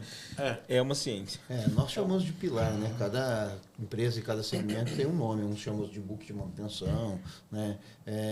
Arquivo, todo mundo tem uma metodologia. O importante é que, ao momento que se implante isso na empresa, isso esteja bem documentado e seja revisado anualmente, né? Para que não haja o meu jeito de fazer e existe o jeito padronizado que as coisas sejam feitas. Eu tive muita experiência no passado, onde não se tinha preventiva, em pequenas e médias empresas, que o resultado ia muito bem quando eu tinha um supervisor de manutenção muito capacitado, muito disciplinado, que puxava toda a equipe e ele sabia fazer isso de cabeça, né? Vivenciei numa fábrica de rações. E eu perguntei onde estava o plano de manutenção deles. O cara me trouxe uma caixinha com um monte de fichinha, lá tinha o nome da máquina e o que tinha que ser feito. Ele mostrava essa fichinha, mostrava só para o manutentor lia, ia até a máquina e executava. E a máquina rodava até o ano seguinte, né? Então, eles tinham um método, mas todo baseado no conhecimento do profissional. Profissionais com 15, 17, 25 anos de empresa. Então, o plano de manutenção, o software de manutenção, ele vem para padronizar essa atividade e tirar um pouco essa carga do técnico e do supervisor, que ele não tenha toda necessite de toda essa bagagem, todo esse conhecimento para executar a sua atividade, né? O negócio já vem com a receita do bolo, vem passo a passo para ser feito. O que precisa? A gente precisa de uma disciplina, né? E não que a gente que coloque em prática tudo isso, mas que a gente abra a mão um pouco do meu jeito de fazer, né? Eu tive muita dificuldade quando eu encontrei em algumas empresas a receita do bolo pronta, né? Porque eu tinha o meu jeito de fazer e tem que mudar o hábito, né? Encontrei lá algo pronto que já dava resultado. Então, tu tem que abrir a mão do teu jeito de fazer e fazer daquela forma padronizada. E assim é para manutenção, é para os processos, né? Desde um simples processo de programação. Se você vai fazer um plano padrão, onde todas as programações de software, de desenvolvimento sejam daquela forma, o cara que vem da faculdade ou vem de uma outra escola, né? Ele não vai fazer do jeito dele. Você vai lembrar daquela forma que foi feita errada só depois de alguns meses, alguns anos, quando você vai ter que fazer uma intervenção. Aí você pensa, mas se eu tivesse padronizado, todos os meus engenheiros de automação, meus programadores teriam seguido o mesmo processo, né? Então, para todos os segmentos, tanto da automação, né, de todos os processos, a padronização é necessária. Se não tiver uma padronização, né, cada um faz do seu jeito. E aí a gente vai ter bons resultados para quem sabe fazer, né? E péssimos resultados para as pessoas que estão começando e não sabem fazer. É processo, não tem jeito. Queria que vocês falassem um pouquinho de processo agora. Processo não de manutenção, processo de produção, talvez. É interessante. Principalmente dessa área industrializada nossa, eu né? acho muito bacana. Que exige muita tecnologia, eu acho. Assim, vamos pegar, eu já trabalhei com cerveja, né? Já trabalhei um pouco com refrigerante. No processo de frigorífico de bovino. Deixa eu acertar isso aqui que eu estava lendo. Gostaria que vocês falassem um pouquinho a questão do processo industrial mesmo, e como que casa, né, a questão da tecnologia, da manutenção, né, da máquina com o processo industrial. Assim, ó, primeira coisa que eu acho que isso tem um conceito que as pessoas precisam entender. Não existe uma fábrica de manutenção. Nós, por exemplo, lá nós não somos uma empresa de manutenção, uma empresa de engenharia. A gente é uma empresa de produção de alimentos, né? E para isso, infelizmente, para alguns, precisa da manutenção, né? Então, é extremamente importante que todo time saiba disso. O manutentor que está lá, ele não está lá para consertar a máquina. Primeiro que ele está para não deixar quebrar, né? Mas o objetivo principal não é isso. É produzir alimentos, né? Então, assim, tem que ter essa consciência é preciso para que a gente saiba qual que é o nosso objetivo lá, né? Tá todo mundo lá para produzir alimentos, né? E para, consequentemente, gerar rentabilidade para a empresa, um futuro melhor para os colaboradores, rentabilidade aos acionistas, enfim. E qual o grande segredo de produzir alimentos, né? É produzir com qualidade, né? Que faça a recompra daquilo que você acabou de comprar, que volte a comprar aquele produto. E para fazer alguma coisa com qualidade, né, voltamos à receita do bolo, que é a padronização. Se você não padroniza o seu processo, você não consegue fazer todo dia igual, você não garante a qualidade. Vamos pegar o bom e velho cafezinho. Você vai, né, nos comércios aí comprar hoje e vai tomar um cafezinho em cada um deles. A cada lugar você vai ver o sabor do café diferente, né? Você não pode chegar na sua empresa e ter o sabor de um alimento diferente, o tamanho do alimento diferente, a cor daquele alimento ser diferente, né? Então, para que garanta a recompra, tem que ter a fidelidade. A fidelidade do consumidor, ele só vai adquirir quando ele perceber que vai comprar um produto com o mesmo sabor e a mesma textura que ele gostou da primeira vez, né? E aí vem a padronização dos processos. Então, cada processo que a gente tem, onde a gente tem 11 linhas lá, cada produto deles tem uma ficha técnica, tem um procedimento, né? Desde a fórmula, desde a mistura, da sequência de mistura dessas fórmulas, né? Do padrão e do formato desse produto, desde o padrão e formato da embalagem que esse produto vai ser acondicionado, né? A cor, a padrão de cor, né? Então, o padrão de textura, depois é feita a análise sensorial desse produto. Então, tudo isso são etapas padronizadas. Se você seguir esse processo padrão, você não precisa ser um expert, né, em salsicha, um expert em salame, um expert em um corte de suínos. Isso já vem, os especialistas já desenvolveram isso, já colocaram no papel e já nos deram mastigado para que a gente consiga fazer processo da melhor forma. Só que tem que ser feito do jeito certo, do jeito padrão, todos os dias. Esse é o grande segredo. Então, a gente acha que num processo, e para nós manutenção, entender do processo é importante, porque um desvio de equipamento muitas vezes tira, né, o produto fora do padrão, né? O pH, o salame tem um pH, ele precisa ter uma acidez. E dependendo como está funcionando uma câmera de cura de um salame, ele vai alterar esse pH. Então, a gente tem que... Isso, basicamente, às vezes está no software, né? Algum parâmetro que foi parametrizado errado no software daquele equipamento. Então, se a gente conhece o resultado final que o produto tem que chegar, a gente fica mais fácil entender onde está a causa e fazer o conserto do equipamento. E nessa padronização, né, até poucos anos atrás, se falava muito em TPM, né? E hoje a nossa manutenção ela é baseada, né, na busca ainda, a gente não está nesse nível ainda, mas na manutenção classe mundial, né? Que é a efetiva gestão dos ativos ali, né? Que é justamente essa governança da gestão dos ativos, pensando na confiabilidade dos equipamentos ali, o TPM é um dos pilares ali da classe mundial, mas pensando no processo como um todo, né? O que você falou, a gente estava falando a respeito do estoque, a gente tem que ter esse comprometimento ali com o valor que a gente tem em estoque, o rendimento que esse equipamento está dando. Às vezes o equipamento está rodando, o cara fala, mas está rodando, mas gerando perdas para o processo, né? Então, assim, ainda mais numa fábrica como a nossa que produz, né, 20 mil toneladas de alimentos preparados, 15 mil toneladas de suínos, cada grama são milhões que a gente está falando, né? Então, assim, é uma manutenção baseada em pensar não só na confiabilidade mais dos equipamentos, mas no processo como um todo. O processo produtivo, com rendimento, com qualidade, com segurança, preocupação com o meio ambiente, enfim. É a tendência da manutenção e é o que a nossa padronização vem buscando aí nos últimos anos. Né? Ontem eu falei isso, hoje eu falei de novo lá.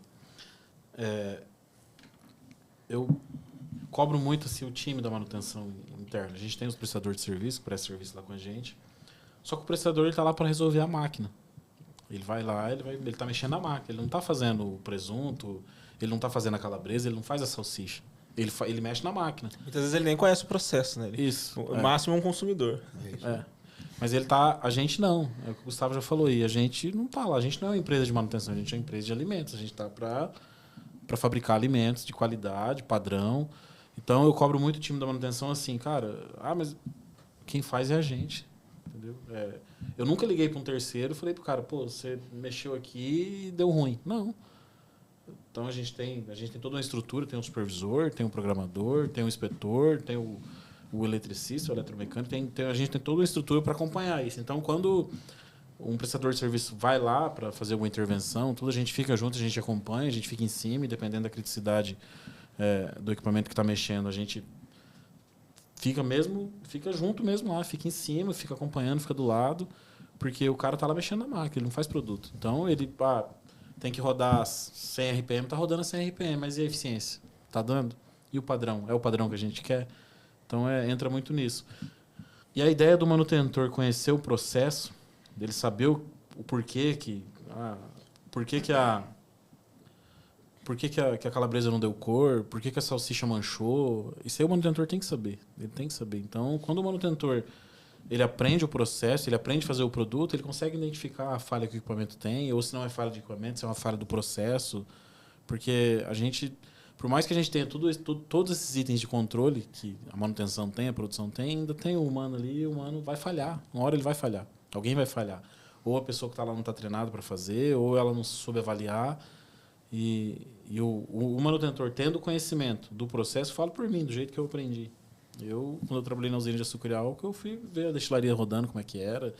Por curiosidade minha, fui ver o açúcar. Ali é a mesma coisa. Quando a gente aprende o processo e fala, não, eu acho que aqui não é equipamento, vamos mais a fundo. E vai aprendendo. Então, a gente saber a temperatura de massa, a temperatura de entrada, a temperatura de saída, a temperatura do cozimento, a temperatura da água, tudo interfere no produto. Tudo interfere no produto. O equipamento ele vai fazer o que a gente pede, mas se a gente não acompanhar ele e a gente não souber o que está acontecendo para chegar naquela condição que chegou, seja boa ou seja ruim, se o manutentor não souber, fica muito pior. O problema se arrasta muito mais para resolver. Entendi. Bom, alimentícia tem um desafio, que é a questão de corpos estranhos também, né? Isso é um desafio. Né? Sim. Porque, intervenção final de semana, corta, quebra. Como é que... Me fala um pouquinho disso. Qual as principais ações que vocês tomam para isso não acontecer, por exemplo? Item, inclusive, de carta de metas nossa, né? Um dos indicadores nossos. É um desafio e vamos mais além, né? É tão desafiador quanto um centro cirúrgico, né? A gente fala, mas o médico não pode errar, o médico esqueceu uma gaze, um instrumento dentro do paciente, ele não pode errar, né? Então, tem uma metodologia e tem um treinamento para que ele não cometa esses erros. Nós, dentro da indústria de alimentos, também temos uma metodologia, né? O equipamento, além de ser isolado, além da equipe ser orientada, quantos objetos, tem um cheque para ser feito após o término da manutenção, para retirar todos os itens que não são inerentes da máquina, que não são de itens de montagem, né? Para que a limpeza pesada seja feita, retirar dos excessos, né, de graxa ou qualquer outro tipo de contaminante, para que depois o pessoal do PPHO, que faz a limpeza, né, entre com a higienização do equipamento, né, e aí depois existe o controle de qualidade, que faz o cheque também para a liberação desse equipamento. Então, tem várias etapas que uma fiscaliza a outra, né, para garantir com que o equipamento seja liberado após uma manutenção sem risco nenhum. Claro que a gente tem alguns cuidados dentro da empresa alimentícia que não tem em outros ramos, né? Usar porca alta-travante, né? Fazer uma solda sanitária que não solte limalha ou não tenha cantos porosos para que não se prolifere colônia de bactéria. Então, tudo isso são itens particulares da empresa de alimentos que o manutentor que vem de fora, ele começa a aprender tudo isso, né? Além de desenvolver a manutenção. Todas as partes e superfícies que têm contato com o alimento, elas têm que ter todo um cuidado diferenciado, né? E eu já estou aí há 25 anos nesse mercado, né? Passamos por algumas auditorias e todo ano você aprende alguma coisa nova, você tem uma nova normativa, uma nova... não é legislação, mas seria uma nova implementação de normas para garantir cada vez mais que a gente não corra esses riscos, né? E é muito importante, porque a gente, quando está lá fazendo a manutenção, muitas vezes a gente não lembra que o produto que vai ser produzido logo em seguida pode parar na boca de uma criança, né? Até mesmo de um parente nosso. Quem diga que um parente nosso não vai ingerir um alimento que foi produzido dali. Então, a conscientização durante os DDS, as reuniões que a gente faz com o time de manutenção, é importante, né? E esses cuidados eles são levados muito a sério dentro da indústria de alimentos, né? E fora os equipamentos que a gente tem para controlar, fazer mais um cheque desse processo, né? Que é detector de metal, raio-x, né? A gente tem alguns equipamentos também que, caso todo esse procedimento, todo esse controle ocorra alguma falha, tem mais uma segurança ali para garantir que não vá corpos estranhos para o cliente final, né? É 100% de todo o produto que é fabricado ali, ele passa ou por um detector de metal ou por um raio-x. Então, a gente tem a tecnologia do raio-x aqui, que é online. Um produto está passando, o operador está vendo. E a detecção é feita automática. Então, não precisa... tem um corpo estranho aqui, eu vou parar. Não. Ele detectou, ele automaticamente vai rejeitar aquele produto. Ele vai tirar para o rejeito. Aí os operadores vão abrir o produto, vão identificar o que é. E não só para corpo estranho, que a gente fala que é o que é o inerente ao produto. É o que não tinha que estar no produto. Tem também o corpo estranho inerente, que é o quê? É a calabresa que vai um pedacinho de osso, que vai um nervo.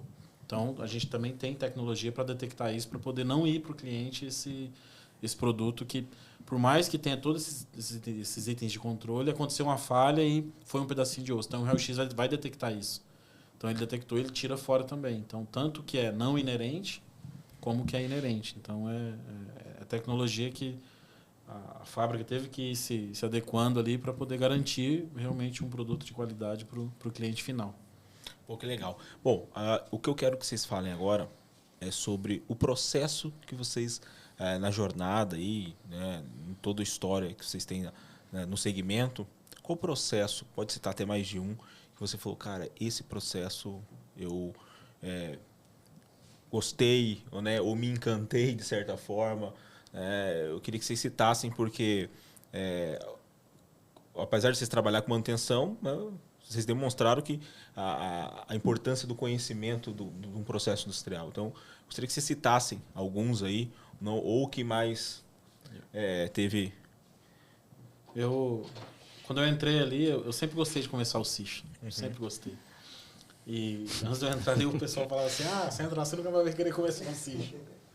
E, cara, Acho que ele tá comendo pouco ultimamente, né? Tá magrinho. Tô. Então, salsicha, eu gosto de salsicha, eu como em casa, eu compro. E quando eu entrei ali, que eu vi o processo dela, como ela é feita, assim, sabe, um negócio que eu falei, cara, como que é... A gente tem quem nunca teve dentro do frigorífico, ou entende o processo, acha que é de qualquer jeito, não é. É tudo... Então, quando eu vi o processo da salsicha e como ela é feita, a parte do cozimento, do resfriamento, do tingimento dela, para ela ter aquela cor laranja. E aí aí eu fui dar uma estudada, por que é laranja, quem inventou, tudo. E por que é laranja? Quem que inventou? O alemão mesmo, a salsicha dele não é laranja. Não é laranja? Não é. A salsicha laranja ela foi os americanos, né? Colocaram por conta... para ficar bonito ali no hot dog. É uma cor que... Tanto que chama atenção, né? Entende bem. É estético, né? Ele é estético. Tanto que o corante que é usado ali é um corante natural, é urucum, é o coloral, né? É o coloral, não é nada químico. O que tinge ela é o urucum. E tanto que eu fui tão a fundo que aprendi o cozimento, aprendi ela e virei especialista da linha de cozimento de salsicha que eu viajo pela JBS, eu já viajei 5 estados diferentes, justamente para ver linha de salsicha rodando, para entender, para ajudar, para conhecimento. Então a salsicha é um processo muito, muito legal, assim. Desde o início, quando está preparando a massa, no embutimento, no cozimento, no tingimento, até na embalagem. Então, assim, dos produtos que a gente produz, a salsicha é o que eu mais gostei, assim, mais achei legal. A calabresa também é um processo muito, muito, muito legal. Também trabalhei na calabresa, é muito legal, porque a gente vê a calabresa no mercado, acha que ela é daquele jeito. Não é, a calabresa ela é branca. Aquela cor pinhão que tem ali é o processo de defumação e cozimento que faz ela ficar naquela cor.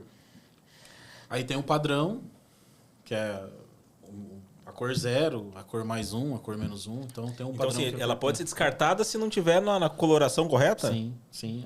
Tanto a salsicha como a calabresa, um dos requisitos de qualidade para ela, por mais que não altere sabor e não altere nada na parte de qualidade dela, pela coloração ela pode ser descartada para virar um reprocesso ou não. A cor, só a cor. Que é um dos requisitos padrão de qualidade, que é o quê?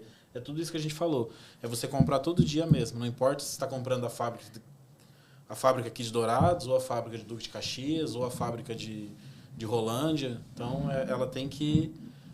onde eu comprar, ela tem que ter o mesmo sabor, a mesma cor, o mesmo gosto. Tem que ser igual. Tem que ser igual. A ideia é que seja isso. Vamos pegar um exemplo. Você, Alexandre, que é um cozinheiro nato aí, que gosta de cozinhar. Você chega na gôndola no supermercado para comprar uma calabresa e fazer uma pizza em casa. Qual a percepção que você tem se ela estiver esbranquiçada, cor bege? O que você acha que essa calabresa... Acho que tá estragada, não tá não? Eu acho, né? Alguma coisa diferente aconteceu.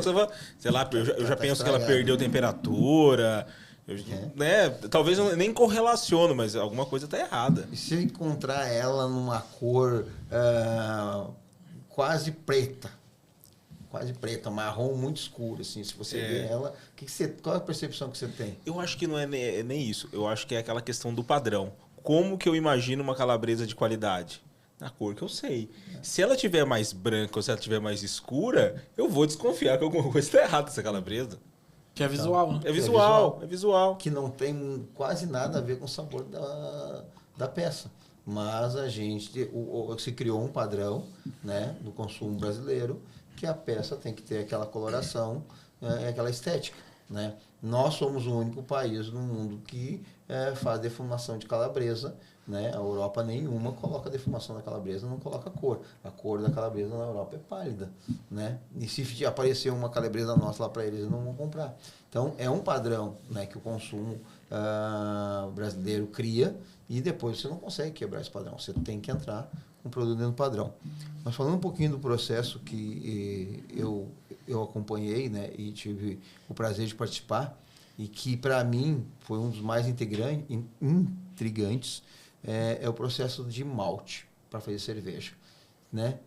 Cerveja não se faz de cevada, cerveja se faz de malte. Mas o que é o malte? Eu nunca ia descobrir o que era o malte se eu não tivesse trabalhado numa maltaria, né? O malte nada mais é do que o grão de cevada que passa por uma transformação química interna, né? Antes de ir para a cervejaria. E como que acontece essa transformação química interna? Você pega um grão de cevada, você põe ele de molho, né? Ele absorve umidade, ele entra num processo de germinação, você coloca ele dentro de uma área climatizada, porque no momento que todo o grão começa a pegar umidade, que ele pega umidade, ele começa a fermentar, né? Ele cria um processo químico interno, ele aquece, ele fermenta e ele apodrece. Para que esse processo dure 6 dias de fermentação e ele cria o processo químico interno dentro, a gente precisa colocar ar frio a 7 graus e revolver ele para que esse ar tire todo aquele calor. O que a gente faz, teoricamente, com o grão de cevada? A gente engana ele como se ele estivesse na terra. no processo de germinação. Por que o grão cria o seu processo de germinação? Ele cria todas as enzimas que ele precisa, os açúcares que ele precisa, para manter o broto vivo até que a raiz do broto comece a se alimentar da terra. Então ele faz um processo de gestação dentro da semente para que consiga matar. O que é o processo de malte, de maltaria, de transformar em malte? Pegar a cevada, fazer esse processo. Quando chega no sexto dia, a gente interrompe, né, esse processo, certo? E seca o grão novamente. Né? Nisso ele já tem umas pequenas raízes que se chama radícula, né? Com cerca de 1 centímetro. Né? O grão já está se preparando para começar a pegar as enzimas que ele precisa do solo. A gente corta esse processo, manda para a estufa, aquece a 82 graus, né?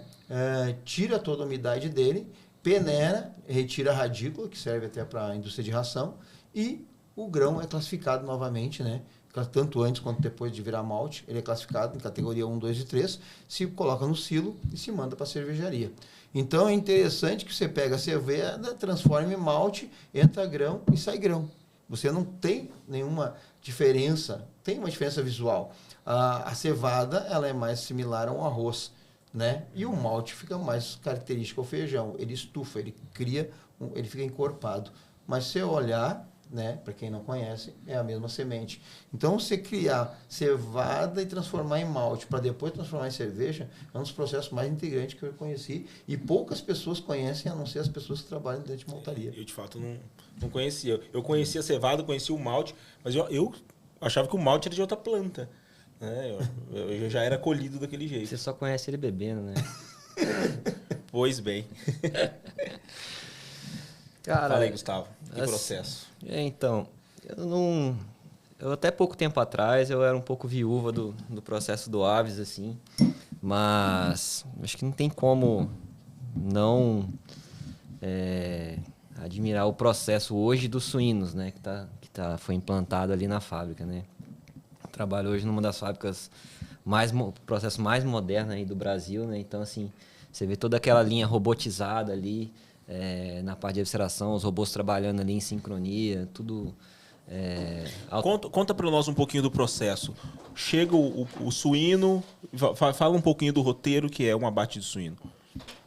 Vamos lá, o suíno ele chega, né, ele passa ali pelo processo passa na balança, né, para pesar ali, enfim, e aí ele vai para o galpão de espera, onde ele aguarda ali, o caminhão aguarda a hora de descarregar. Aí ele descarrega nas rampas e ele vai para o que a gente chama da pocilga, né? Tem as baias ali, ele passa ali pela inspeção dos veterinários, é acompanhado do descarregamento, né? Com toda a questão de bem-estar animal, enfim, né? Então eles ficam ali nas baias, aguardando o momento do abate, né? E aí ele sobe para a parte do abate, né? Ele passa ali pelos chuveiros, enfim, né? Todo um processo ali para que ele chegue. E a primeira etapa do abate em si é a insensibilização. Ele passa por um processo, a nossa que é com CO2, né? Alguns equipamentos que é insensibilização elétrica e tal. A nossa já foi elétrica, mas hoje é com CO2. Ele entra numa câmara de gás. Ele entra numa câmara de gás, né? Então a gente tem o equipamento que chama butina, né? Ele tem numa determinada parte dele, ele conduz o suíno ali, né? E aí ele vai colocando eles nas gaiolas ali embatelada, né? Normalmente de 5 suínos. E aí ele faz o giro ali, tem um fosso. Cada suíno pesa, média? Cada suíno em peso média 128 quilos, que é o nosso peso médio, né? Não é pequena. Não, é. Eu acho que eu tô quase um suíno. Quase.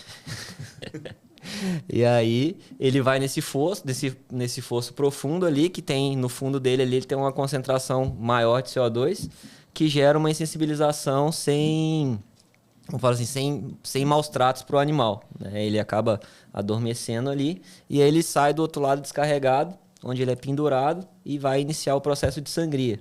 A sangria é feita manualmente pelo sangrador, né? Acerta ali o ponto correto para que o animal já comece o processo de sangrar.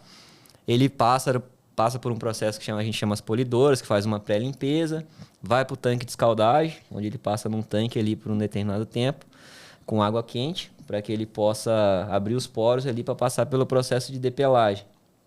Vai para a depiladora ele é rependurado novamente. Depois da rependura, ele passa por uma... Depois da rependura, ele vai para o chamuscador, né? Que é onde ele recebe, como é que eu vou dizer, jatos assim de chama, né?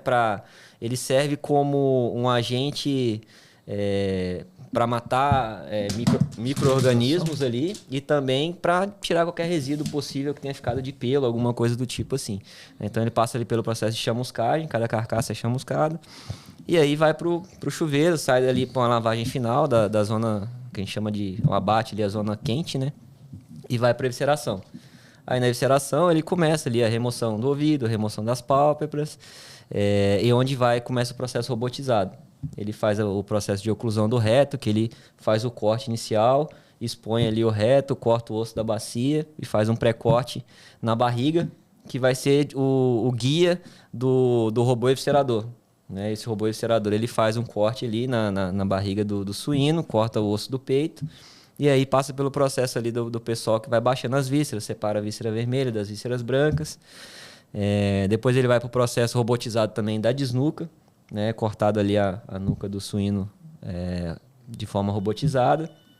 E até que chega no último robô da evisceração, que é o da serra de carcaça, que ele separa a carcaça em duas, né? Aí passa ali pela parte de inspeção e tal. Nisso também tem o pessoal que está inspecionando vísceras, enfim, tem todo o processo de controle ali da parte de inspeção para verificar se tem o suíno tem alguma doença, enfim, alguma coisa que haja necessidade de condenar a carcaça, né?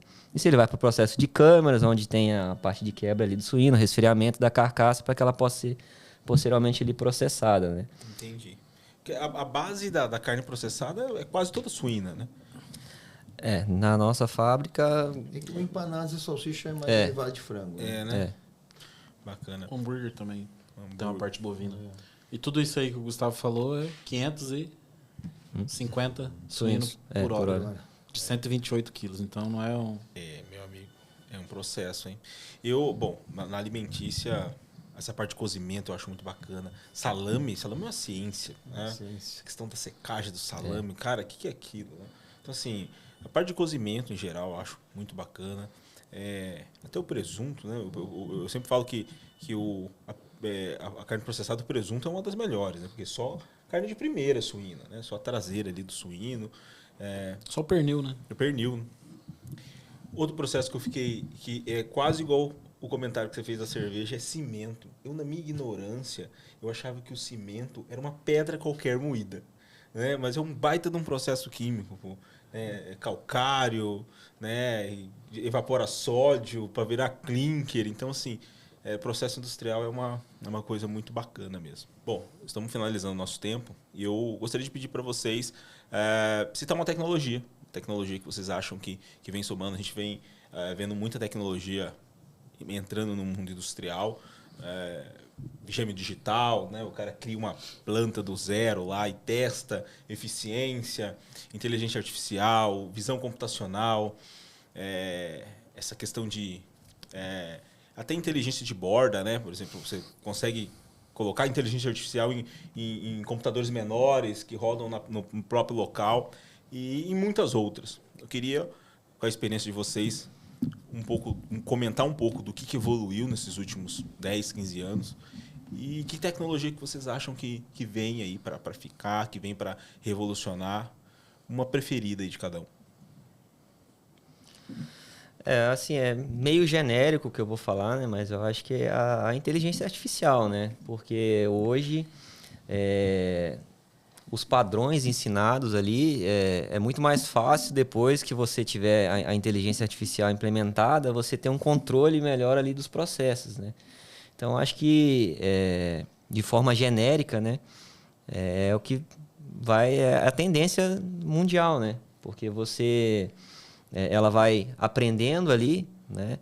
E você consegue ter um controle do seu processo melhor do que um ser humano, muitas vezes ali observando, analisando um padrão e tal, para ter uma tomada de decisão. A tomada de decisão e a inteligência artificial aliada à tomada de decisão, né? Que a gente tem muita inteligência artificial hoje ainda para análise de dados e tal. O próximo passo é que ela, depois da análise, ela já auxilia ali na tomada de decisão e na intervenção, né?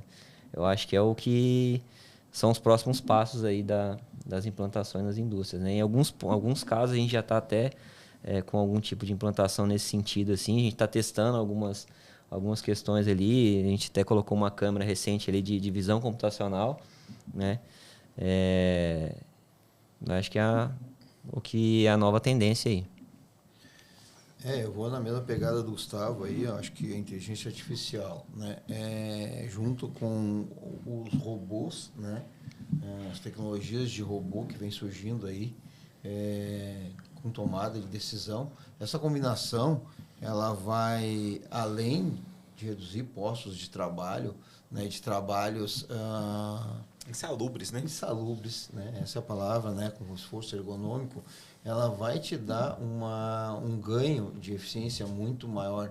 Você imagina um robô fazendo análise de 1000 peças passando por segundo, né? Em cima de uma esteira para verificar cor e formato de um determinado produto e sacando ele imediatamente fora do processo, entendeu? Pinçando ele, podendo tirar isso de forma rápida e automática, né? E deixando passar só o que está com qualidade perfeita. Então, associando a inteligência artificial ao robô, né?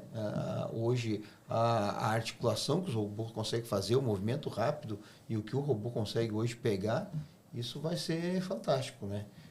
Nada vai suprir a mão de obra humana, né? Que é aquela que conserta, é aquela que faz a análise, é aquela que instala, a que faz o startup. Até opera, né? A que opera também, né? Nada substitui. Mas as nossas linhas de produção, onde requer horas de em pé, horas parado, né? Fazendo a mesma atividade repetitiva, isso tudo tem os dias contados, né?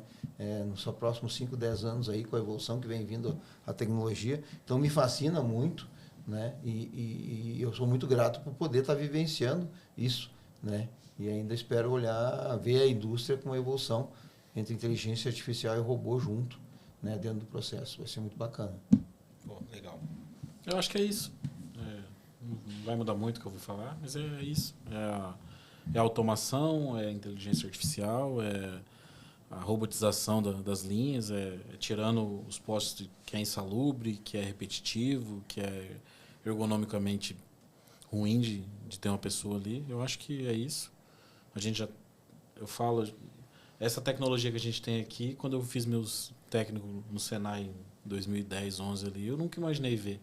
A gente vê o robô trabalhando ali igual. Uma abertura peitoral, é um corte exato. É uma coisa que eu nunca imaginei ver e a gente tem. Então, tanto que a gente foi no Senai esses tempos e o pessoal ficou assustado assim, de ver a tecnologia. Mas tá aqui. A planta mais tecnológica. O pessoal pode achar que fala, pô, mas tem tanto tempo robô pinta, robô solda, mas o robô solda um carro que é idêntico, né? Então, assim, basicamente é vetor, né? Você fala posição, solda aqui e solda ali. Né? Inclusive, se você for mudar a carcaça do carro, o que você tem que fazer? Colocar outra receita. Agora, a diferença que é um suíno do outro, né? Por mais que ele tenha o mesmo peso, tem certas diferenças. Então, Não tem, o PSP é peso médio, né? É peso médio. Então, ele reconhecer exatamente o ponto certo da incisão é com certeza um desafio. E hoje a inteligência artificial ainda não está imputada nesses robôs, né? Eles ainda fazem um escaneamento a laser, né? E entram com um ponto de corte ou de atuação, né? Onde ele foi escaneado. Agora você imagina quando tiver uma inteligência artificial imputada num robô desses, que tu possa botar qualquer tipo de animal e ele consiga, né? Pela imagem, né? Identificar o que ele tem que fazer, né? E mudar a receita automaticamente. Hoje nós temos máquina que a gente tem que imputar uma nova receita para mudar o formato da caixa. Agora você imagina você pôr uma câmera e a máquina tomar a decisão de mudar a receita porque ela viu que o formato do produto da caixa que chegou no robô é diferente, entendeu? Então assim, hoje vai depender menos ainda do operador do que depende hoje. Claro. E, assim, tudo isso veio com essa evolução das câmeras, né? Eu acho que isso é recente, deve ter 10 anos que você consegue ver profundidade, né? Você consegue dar posição de profundidade até para o robô poder atuar. Então é bacana. Gente, eu quero agradecer. Eu aprendi muito com vocês hoje aqui. Eu acho que isso é um dos intuitos do Box, né? eu aprender. Não só o pessoal que está aqui escutando com a gente. Mas obrigado, Adriano. Obrigado, Wilson. E, pô, que venha a próxima aí. Beleza? Abraço.